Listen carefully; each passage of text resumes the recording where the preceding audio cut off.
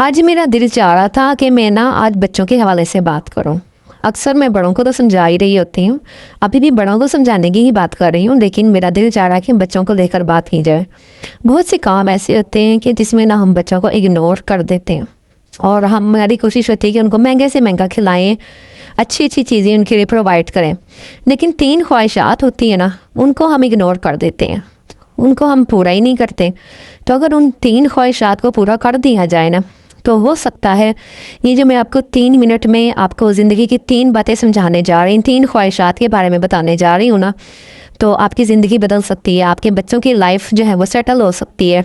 तो हम इतने कामों के लिए टाइम निकालते हैं, तो अगर इन 3 बातों को समझ लेंगे ना, जो यानी कि हमने अपने बच्चों की 3 ख्वाहिशात को पूरा करना है, तो आपके बच्चे जो है ना आपके फरमाबरदार ताबे और आपके दीवाने हो जाएंगे। कि जिन घरों में बच्चे जो होते हैं वो वालिदैन का कहना नहीं मानते, झगड़ालू तबीयत के होते हैं, क्योंकि मोस्टली पेरेंट्स की आजकल यही शिकायत होती है कि बच्चे कहना नहीं मानते, बच्चे काबू में नहीं है।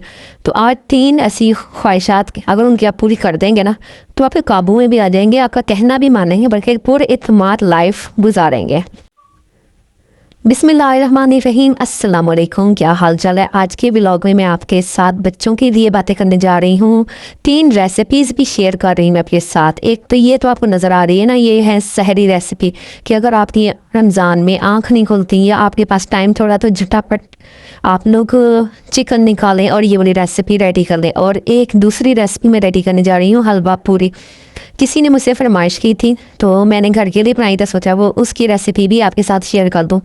और हलवा थोड़ा डिफरेंट किस्म का है, वो भीगी हुई सूजी का। आप लोग सूजी को भूनते हैं, इस तरह पकाते हैं, लेकिन आज जो मैं हलवा बनाऊंगी ना, वो भीगी हुई सूजी का है। तो ये झटपट रेसिपी पहले देख लें, जहाँ पर ये रमज़ान प्रेपरेशन के हवाले से है। आपकी चिकन का कीमा जो है वो चॉप करके रखें, उसके पैकेट बना के रखें, और इस तरह जिस तरह आप देख रहे हैं। अगर आपको कोई बात समझ नहीं आती, आप कमेंट बॉक्स में मुझसे इजीली पूछ सकते हैं कि हमें आप ही यहाँ से समझ नहीं, तो हमें बता दे रहे हैं। इंशाल्लाह ताला मैं हर मैसेज का जवाब देती हूँ।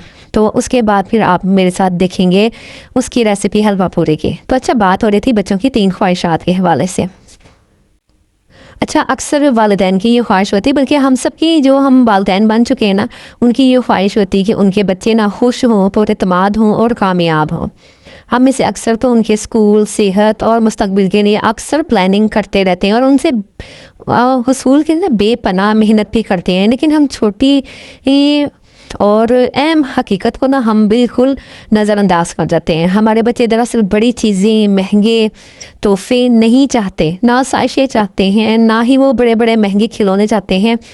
वो हमसे कुछ मांगते ही नहीं, बल्कि हम खुद से कोशिश कर रहे होते हैं। ना ही वो कहते हैं कि हमें आला तरीन इदारों में हमें एडमिशन करवाया जाए, ना ही वो कहते हैं कि हमें कामयाब बनाया जाए। वो कुछ भी नहीं, क्योंकि वो बच्चे होते हैं। लेकिन ये हम बड़ों की ख्वाहिश होती है कि वो ये सब कुछ हम उनको दें और वो अच्छा लाइफस्टाइल गुजारें। लेकिन मैं ना आपको एक बात बता दूं, जो बच्चों के दिल की दुनिया होती है ना, वो बहुत ही सादा शफाफ होती है।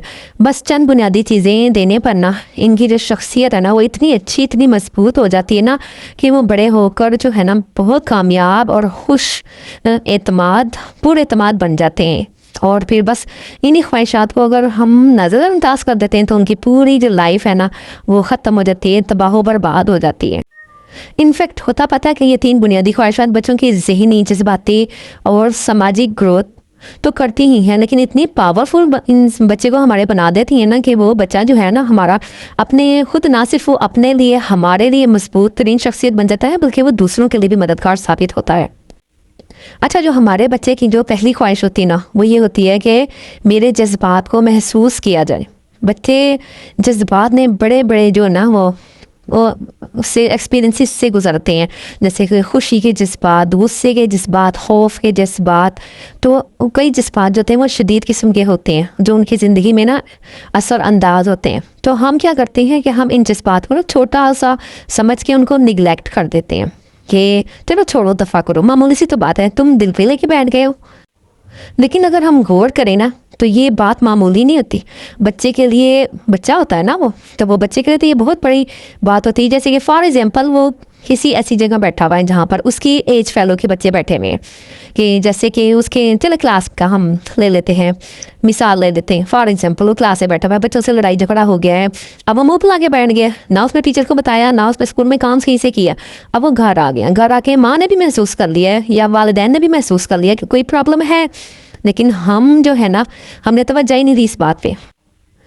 तो हमने इसको इग्नोर किया, उसको समझा ही नहीं कि वो क्यों ऐसा बिहेव कर रहा है, या फिर उसका क्यों मुंह फुला हुआ है, या फिर उसका मूड क्यों ख़राब है। तो ऐसी सूरत हाल में हमने ये करना है कि हमने उसकी आंखों में देखना है, और उसकी आंखों में देखते हुए उससे उसके बारे में बात करनी कि बेटा क्या बात है, क्या मसला है।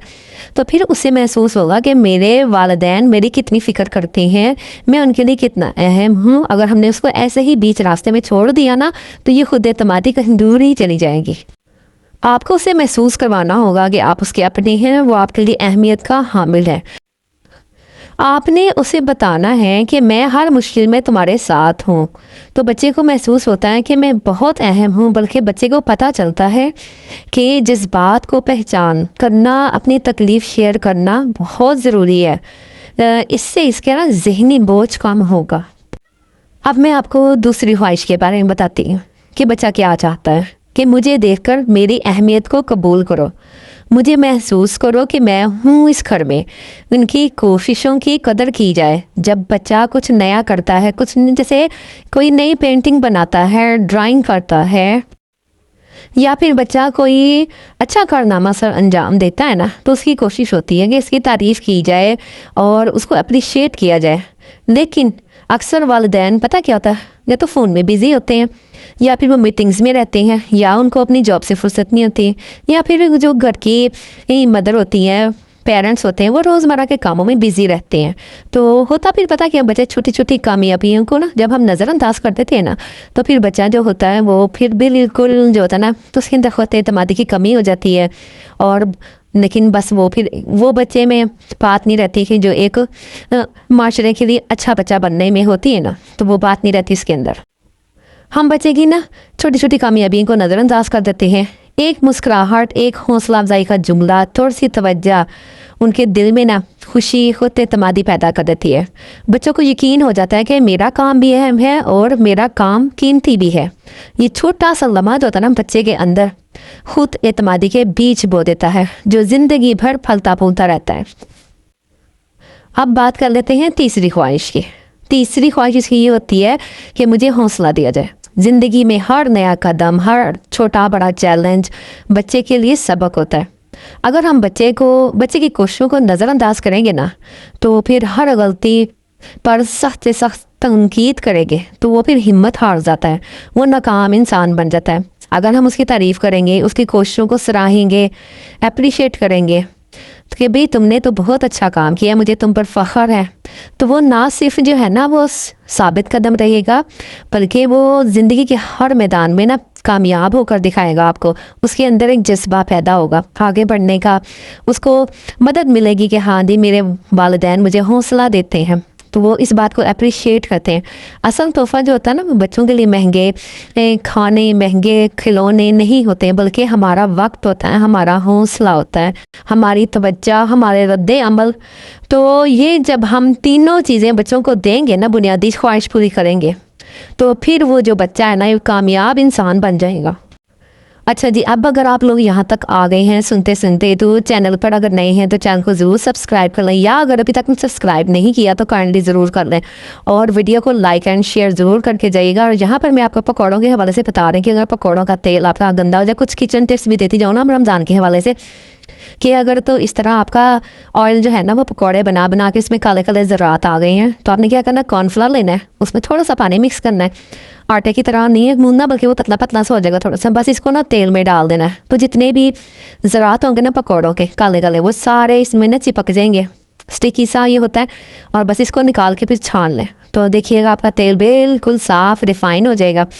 इसी तरह आपके साथ एक और जो है वो टिप भी शेयर कर रही हूँ, वो भी आप देख लीजिएगा कि अगर पुरानी शर्ट्स वगैरह आप फेंकने लगे हैं तो उनको आप फेंकें नहीं, क्योंकि उनका स्टफ़ बहुत अच्छा होता है, तो उसको भी आप इस्तेमाल कर सकते हैं। कमेंट बॉक्स में अगर आप कोई अपनी तरफ से अच्छा सा मशवरा देना चाहते हैं पेरेंटिंग के हवाले से कि चले आपका भी फ़ायदा हो मेरा भी फ़ायदा हो, या फिर जो भी वीडियो में देखने के लिए आते हैं वो लाजमी कमेंट बॉक्स चेक करते हैं, तो आप कोई अच्छा सा मशवरा छोड़ के जाएंगे। हो सकता है कोई बात ऐसी हो जो आपकी ज़्यादा अच्छी हो, मुझे ना पता चला हो, तो आपने उस बात को ज़रूर शेयर करके जाना है, राइट करके जाइएगा। तो आपको वीडियो कैसी लगी, कौन सी टिप अच्छी लगी, कौन सी बात अच्छी लगी, और आपको मेरी कौन से पॉइंट को आपने सराहा, तो इंशाल्लाह ताला इसी तरह की अच्छी वीडियोस के हवाले से आपके साथ मिलती रहूँगी। और गाहे बगाहे मेरी रमज़ान में कोशिश होगी कि मैं आपके साथ एक दो रेसिपी ज़रूर शेयर करूँ अपने हर व्लॉग में। तो आप मुझे सजेस्ट भी कर सकते हैं कौन सी रेसिपी शेयर करनी चाहिए ज़्यादातर। तो और आगे जो आपको रेसिपी शो हो रही है वो अफ्तार के हवाले से है, तो वो इंशाल्लाह ताला नेक्स्ट वीडियो में ऐड करूँगी, तो आपने लाजमी चले इंशाल्लाह ताला फिर मिलते हैं इसी तरह की अच्छी अच्छी वीडियोस के साथ। चैनल को ज़रूर सब्सक्राइब कीजिएगा, बेल आइकन ज़रूर प्रेस कीजिएगा, अपना ख्याल रखिएगा और रमज़ान में मेरे लिए दुआ कीजिएगा। अच्छी अच्छी अल्लाह हाफ़िज़।